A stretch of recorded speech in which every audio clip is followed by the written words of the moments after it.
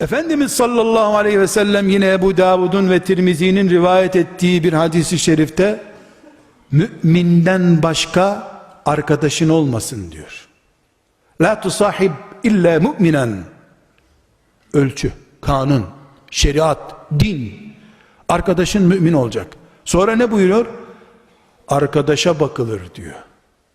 Kur'an ne diyor? El-ahillâ'u yevmeizin ba'duhum li ba'din aduvun illel muttakîn.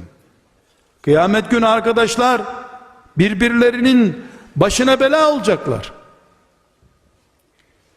O zaman benim internette takip ettiklerim arasında mümin olmayan biri olamaz arkadaşlar.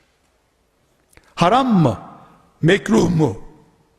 Başka bir şey mi? Onu alimler takdir etsinler.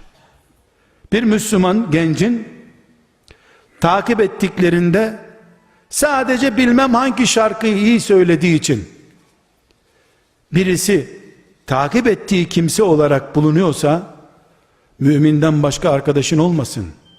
Er-racul ala dini halilihi.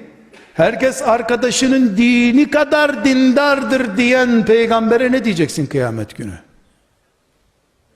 İnternet mubah, kullanılabilir ama şöyle 1 senelik 5 senelik geçmişe dönüldüğünde Allah'tan korkmayan bir kimsenin haberini bile okumadığım ispat edilmelidir. Nasıl olsa bu çöplüğe ne atarsan at yanmıyor, kokmuyor, çürümüyor, kalıyor orada.